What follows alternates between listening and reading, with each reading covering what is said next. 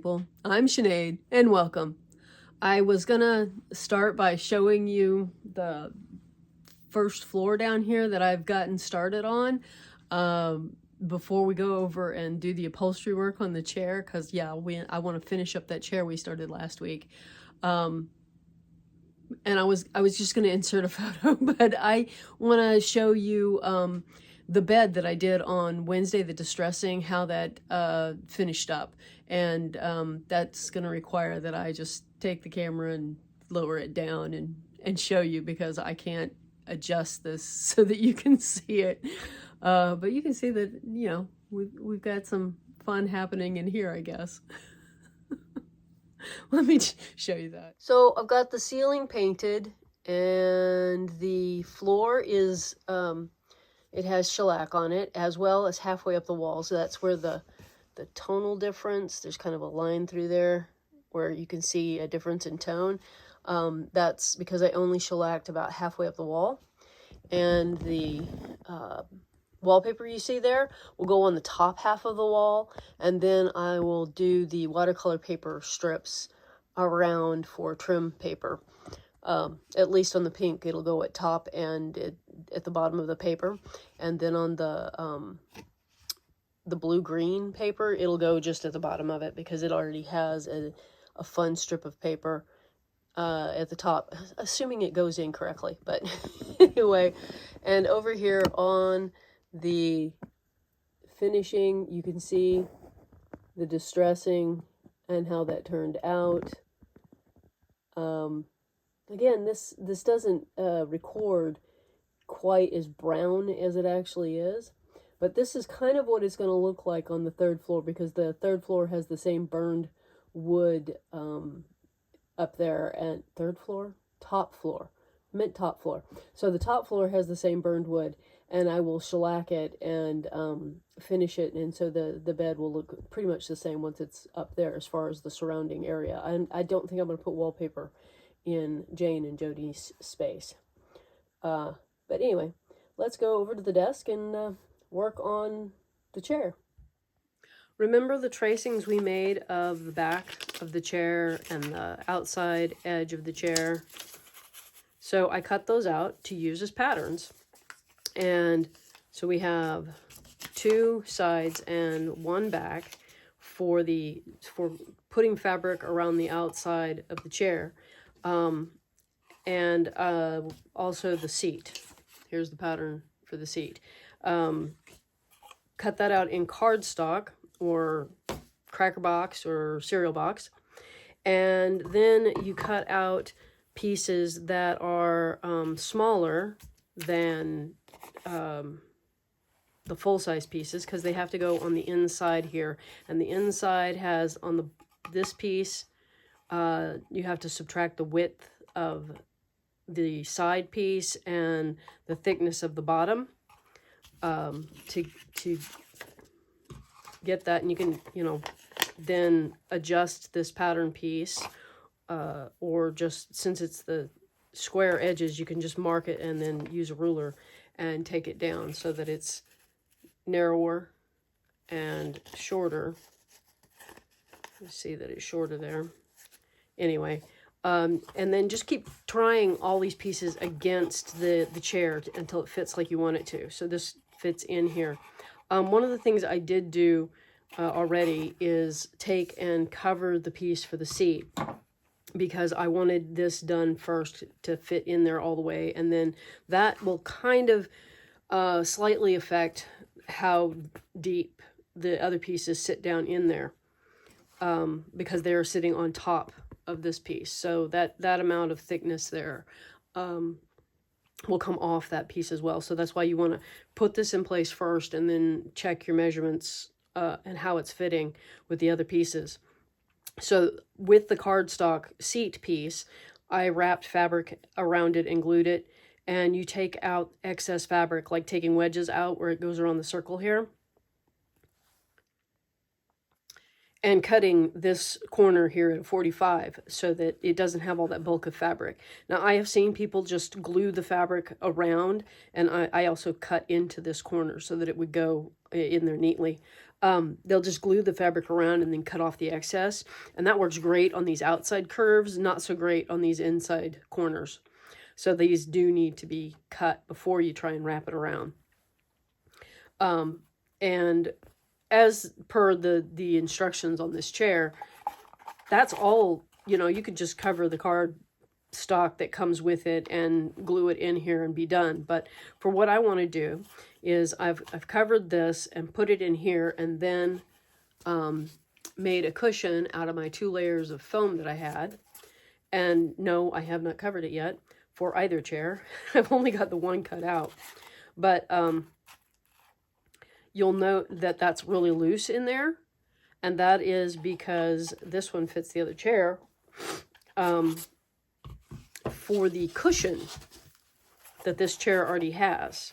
So the seat cushion is the last piece you cut, and you cut it according to how much cushion you put in here. And if you can manage it, don't put as much cushion down here in that space for the seat. You can kind of see that I tapered it in.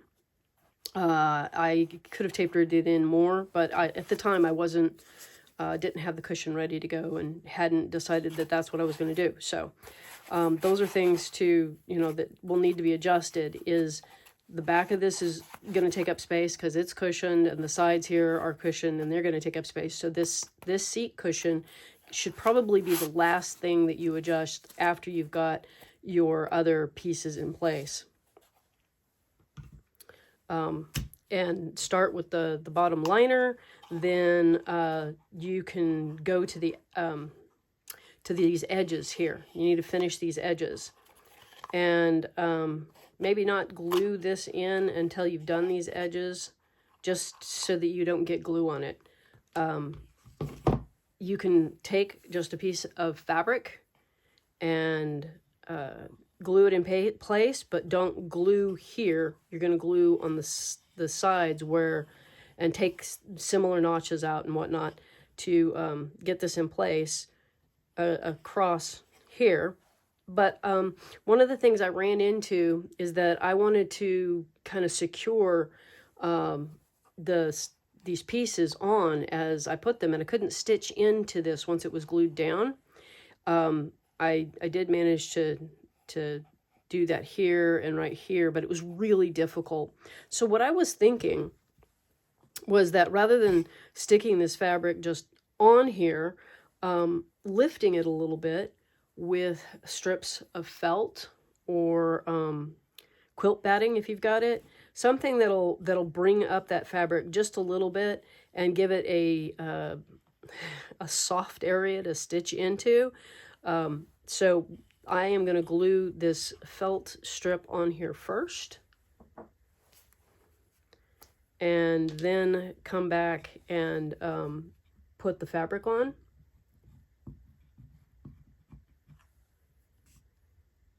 And that is not a square edge, so I want a square edge. That's better.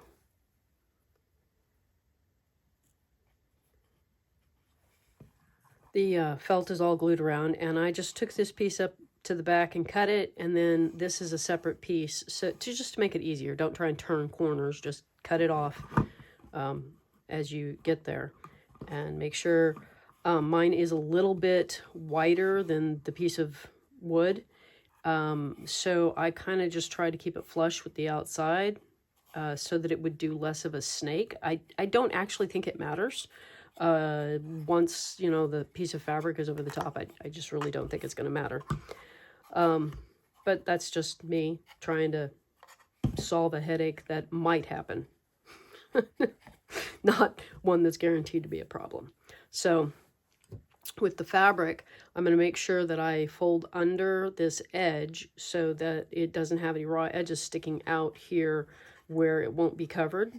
So this edge right here where I'm starting is going to be a finished, that's a finished edge. That's a a spot that we won't be covering with another piece of fabric or anything else. And I'm just going to kind of cut the snips, the curves in, I guess, the E's. I put that too far down. We'll just let that dry there. And I'm gonna just kind of keep it against the front so that I don't pull it too far to this side or adjust it incorrectly. You know, you don't want to leave yourself without enough to go around the other side. And again, these cut better than the other ones. So these bits here will overlap. I'm going to cut an extra one. And then you probably will need to add more glue over the top of where they're overlapping each other. You don't want to really cut those off if you can help it. Sometimes they get too bulky and you have to trim it away and cut back some of it. But you don't want to cut it all back. And this is what I mean by, okay, the next one, that didn't stay. I'm going to add a little bit more glue so that this has something to stick to.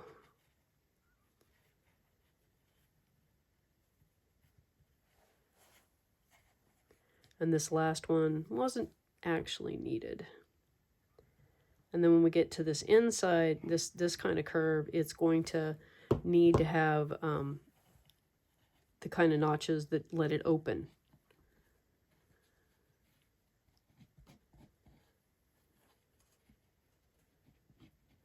So just don't snip too far in or it will show,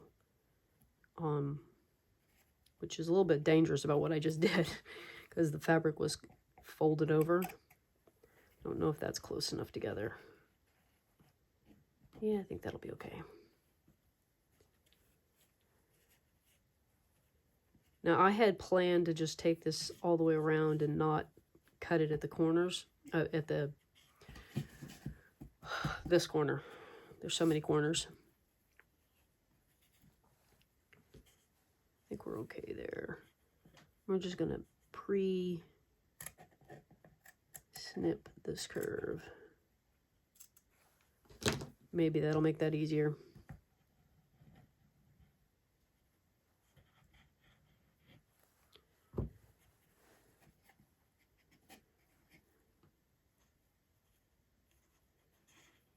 Again, you're just trying to keep the fabric centered over the felt or your cushion or just the arm of the chair if you didn't put any cushion in there.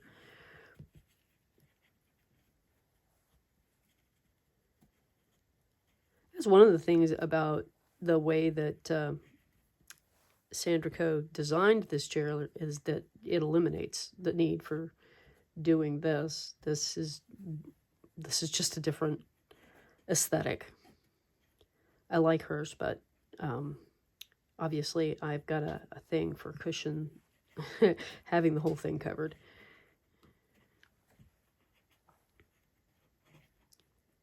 It's more work, definitely.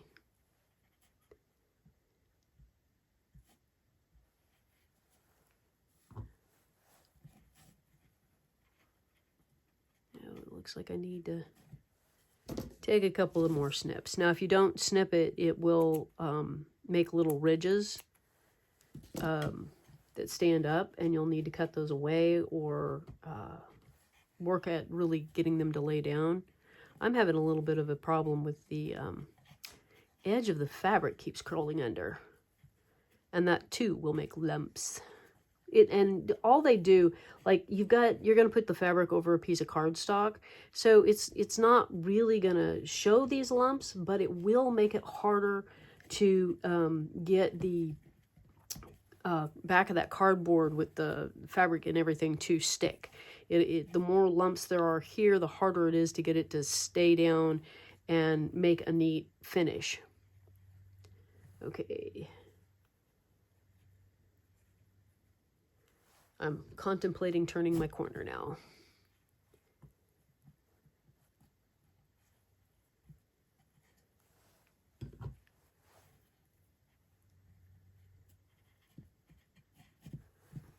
Okay, we've made it up the one side and around the corner.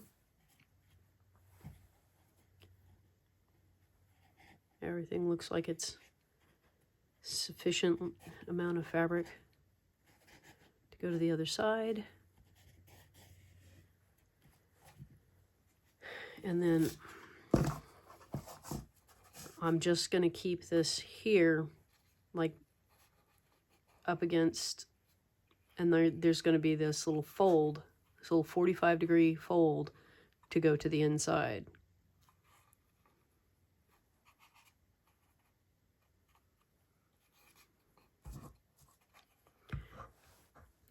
I guess the biggest challenge here, and that could be solved by making your piece of fabric just wider, is not pulling too much to the outside here.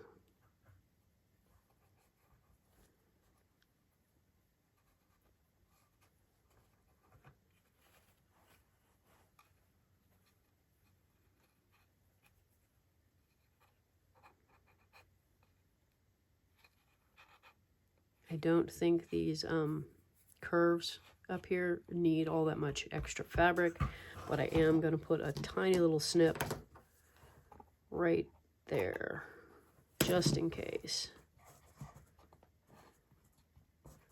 And look at that, as I pull on it, yeah, it's taken advantage of it. So, good thing to do it again. Oh, and I probably need, this is more curve, so probably going to have to overlap there.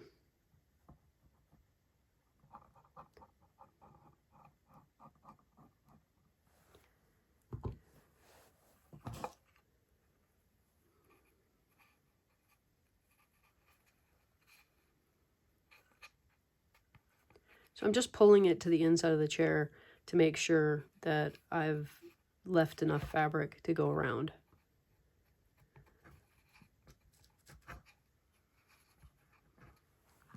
I let the glue set up on this side so that I would have resistance to pull against, and then folded the fabric in this way and then created a 45 for the upper edge here.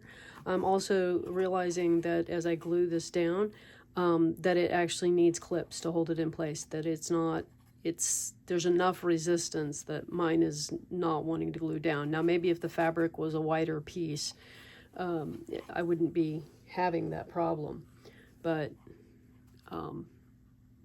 as it is, it's requiring clips, so you might make sure that you have clips at hand. And I don't know if I want to do this corner over here in that order. I might want to glue this side down so that it looks the same as this side.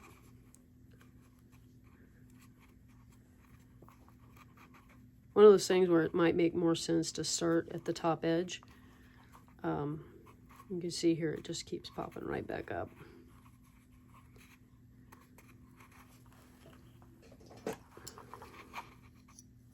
Rubber bands in that drawer too.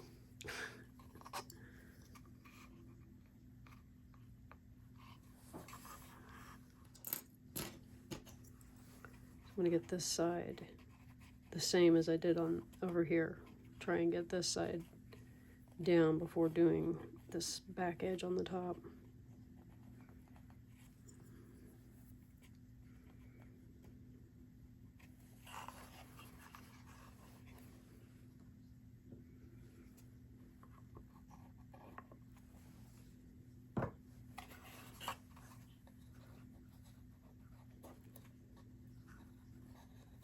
Anyway, and then just continue that on around. And in my case, until I run out of clips. You'll also want to make sure that you have clipped these inside curves. The outside curves aren't as important because you're going to end up kind of putting it over the top of itself, but you'll need the clips into the curve for this to be able to spread out and actually glue down, just like you did when you did it on the outside.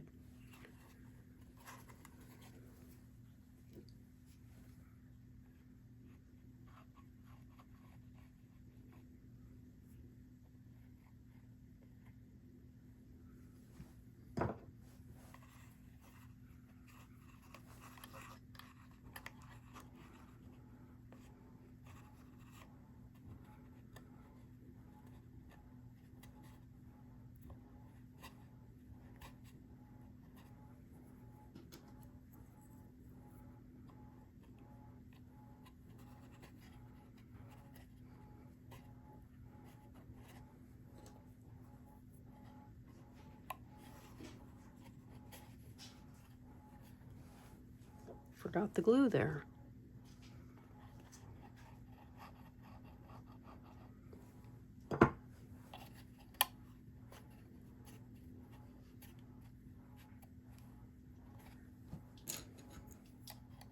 Try to make sure that it's all smoothed out before I put the clip on, or you'll end up with wrinkles in there that you didn't know were there.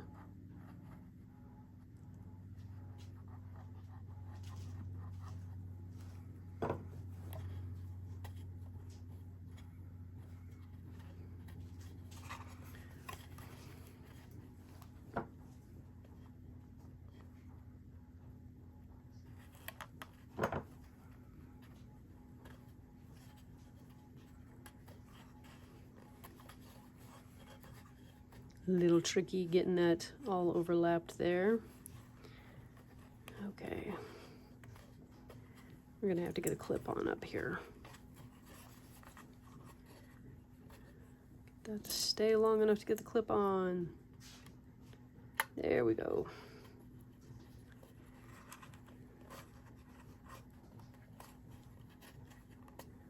And now I'm gonna let that set up. On the other chair that's already covered, and we have the cushion cut to fit, I decided not to try and sew the cushion cover together and then put it on the cushion. Now, if this was a square cushion without the points like this on it, I would totally sew it together on the machine and then stuff the cushion in there. But because it's got this shaping, for me at least, it's going to be easier to just pin around the piece that goes around the edge, and I put that on there uneven, but be sure to fold under the edge over the top of so that you're covering the raw edges. And yeah, that's just going to be kind of funky there. And then I have ironed the piece in to where all of its raw edges are much like I did on covering the piece of cardstock initially for the inside seat. I'll pull this in here for this. When I did this part, only there's nothing in here. There's no cardstock in here, and I'm just ironing it in. And I used the corners of this to pull in and get an idea of the shape. But this particular cushion is, maybe you can see this here, narrower than the pattern, and I could of course make another pattern to wrap this around. It's also shorter, and that's because of the padding on here, and the padding went down further on this seat than what I'm going to try and do on the second one. So like I said, you got to customize it as you go to fit in there. So if you find that you can't get the full-size cushion in, then you cut away from it until it fits, and then you have to adjust your cover to that pattern. And like I said, you could take this pattern and then draw around your cushion that is now fitting and make a new pattern using that. But anyway, so I ironed it in like this and then began pinning it in place around here, and then I will go back and I will sew it by hand all the way around. And once the first side's done, I get all the pins out of this side, I flip it over, and I can take out the pins that I've got holding this in place so that I don't pull it too far to the other side. So that's what the pins on this side are all about, is making sure that the cover of the edge doesn't crawl too far away from where you're, so that you get even coverage on both sides. There. Sometimes I don't make sense to myself, but I hope you understood that.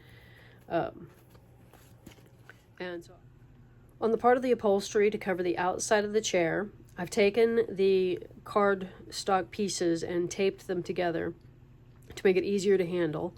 But you want to be sure that the tape is going to face towards the back of the chair, and not because not this way, because as you can see, it doesn't bend as well, and you'll make it harder on yourself trying to put it on the chair if you do it the other way around. So then basically we're just doing the same thing that we did on the other part before, of just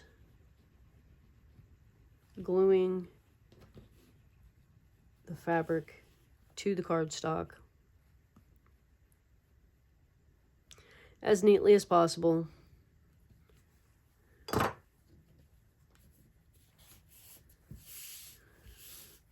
And I like to go from the to the opposite side when doing this. And I should probably turn this around so that I can do a little bit of a snip here, here. I'm not going to worry so much around that curve, but I do want to get several in this curve.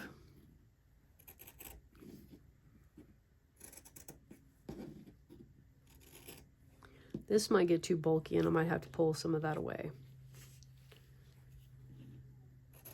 And forgot I wasn't going to do that, but then there's this inner curve right there.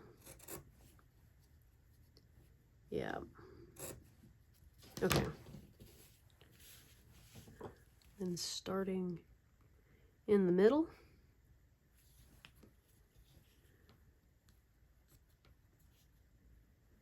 Now this should have a little bit of a wrinkle, a little dart right there. You might want to cut it.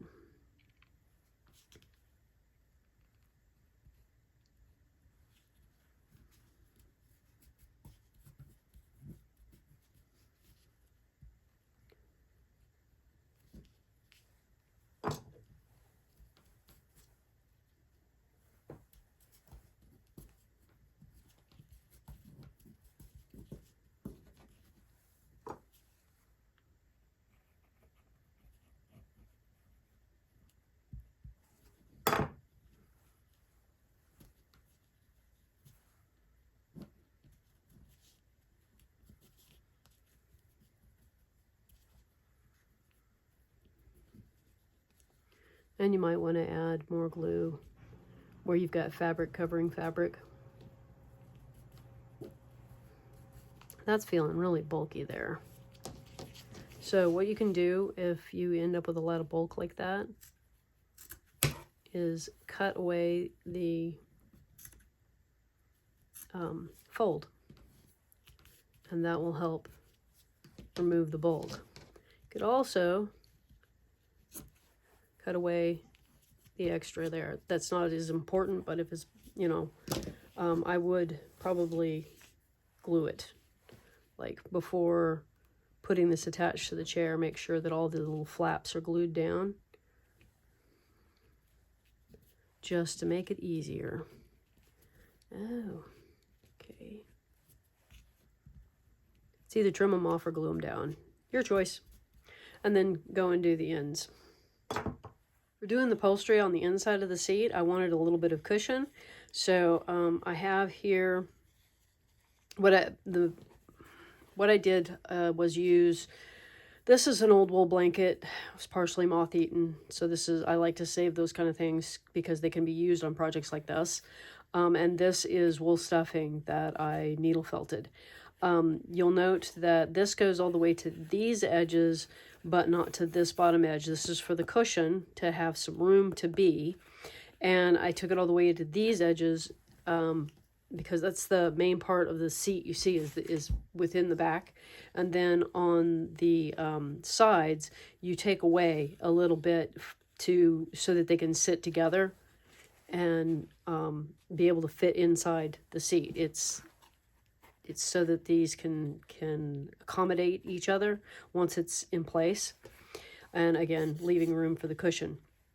It'll help if you don't want this to be quite as high up as the thickness of your cushion, because you want it to have a little bit of resistance to help hold it in. Or at least that's how I want it. You may not want it to have any resistance, in which case you would want this distance here to be equal to the thickness of the cushion you're going to put in there. The other thing that I've done here is I've glued this in place on here, and you make sure that you have a mirror image, or you'll end up with two sides and have to redo, just to make it easier, so that when I stick it over here on to the piece of fabric to do the whole process of gluing the fabric on here, I don't have to worry about it moving around. And also because it doesn't go all the way to the edges, it might decide to move around at a later point in time, and this makes sure that it doesn't. So you've glued it, and then you're going to glue the fabric around just like on the other pieces. I also forgot to mention, like all curved in areas need to have little clips, and make sure that you're pulling that in good and taut, and you might need clips to hold snips. Call these snips instead, because that's less confusing. So you need snips in the fabric to allow it to come in these curves. So snips like that. This is just a single line. I did not take a wedge out of that. That's how much it needed to spread in order to come around this curve. And then you might need to use clips to hold this while it dries, just like we had to do on the other part. I managed to get away with not needing that, but you never know. It might be necessary. And there is a lot of fabric here. When you're doing the outside curves, I clipped away a lot of it, but there's still quite a bit of bulk in this area. And that's probably why on the last chair, those were the areas that I ended up sewing sewing down, because they just wanted to spread out. Which we'll see when we get to that part, is whether or not how well we can get this to glue to the chair. And I'm pretty sure that this flat part without any cushion will glue better than the other part, but we'll see when we get there. So it's the next morning, and all the glue has set up on the back pieces here and the interior that are cushioned. All of our cushions have stayed in place. So I am going to fit this together, and, I need to glue this first. Forgot that. But one of the things I was thinking about here, and have convinced myself I want to do, is that, I don't know if you can see this, but all of these edges here were sewn. I sewed all of this in place. Now, this had removable cushions as part of its design, so those were also sewn. But everything, even this bottom section, because it was separate, it wiggles. Anyway, I sewed the cover on it, and then sewed it together. I'm pretty sure that it's sewn together down there. Anyway, I'm thinking that that's what I want to do. I think it makes a neater appearance, and I got the cushion done for the other chair, and I used a ladder stitch to pull it together. It's not perfect, but I think it looks okay. And I know that a whip stitch would have been easier, but I don't know. I'm debating here now that I've decided to sew this together. So like on this one, I think that see how nicely snug that just goes in there, and it can go in either way. It doesn't matter, it fits. I did do a little bit of whip stitch here and there. So, and I know that would be easier. But the ladder stitch, which I've successfully did right here, shows less. And obviously all of these, you know, it when I say it shows less, I mean you can see it in the pattern of the way that the two pieces come together, but not the thread. And I'm probably going to debate on that one for a minute. But in the meantime, we need to glue some pieces in, like this base can't be sewn in. So I want to get this securely in there. And then I'll sew, glue the back on, because it'll be the easiest way to hold it in place. But I won't worry too much about getting it a good close edge like I'm doing on this. Like I'm trying to make sure that the edges glue down on this.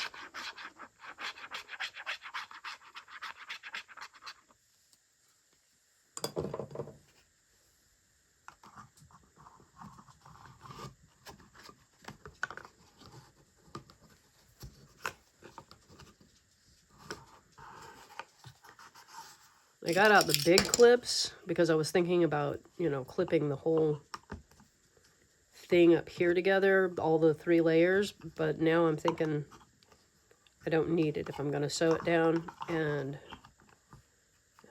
I might be better off with some smaller clips here. I think this reaches through to the wrong area. That's probably better. Just making sure the glue got securely down. And then, let's see, those are out of the way, so putting some glue just to keep it in place. Work like pinning it if this was a soft, something that you could pin to. When I was doing the cushion, I totally was pinning through the cushion, the fabric to the cushion, so that I could then sew it. And so you can't do that. This is on here. The cushion's all soft, and you could do that. So use those pins where you can, and when you can't, employ what you got.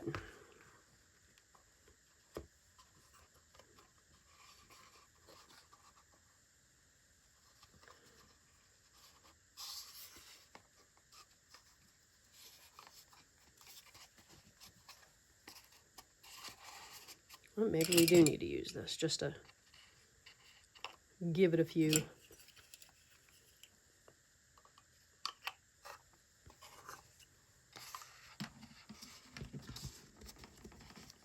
Now, I intentionally cut these within the shape, and now that we've put a little bit of padding around here, it's kind of more dramatic, the difference between this, and I like the way it looks better than what happened on the first one. So I guess, yeah, that's something to keep in mind, is the size when you're adjusting it, making sure, it's within the realm of where you want. But just as an example, on this one, this outside piece is slightly higher than the piece of wood, and I would have rather that not happen, but I didn't check my piece of cardstock beforehand up against this and trim it up. I should have, but it's okay. It's not that, doesn't stand out that much in pictures, and it's not that big a deal, but it's just one of those details that I kind of wish I'd done differently. In sewing this is something here to think about. So because I don't have a cushion along this edge to make this easier to sew, I had to stop here. I could not sew in here with that ladder stitch. I couldn't get the needle in. And that tells me that I should probably whip stitch this whole thing so that it all looks uniform, and because that I can get into these inner curves. Those are going to cause me some issue if I try to ladder stitch those. So thinking through my process here, what it is I'm going to do. And I think that I'm going to go outside and stitch this together. I do have my cushion ready to go. It's I tried it with the cushion parts just tucked in there, and this one didn't have to be trimmed down.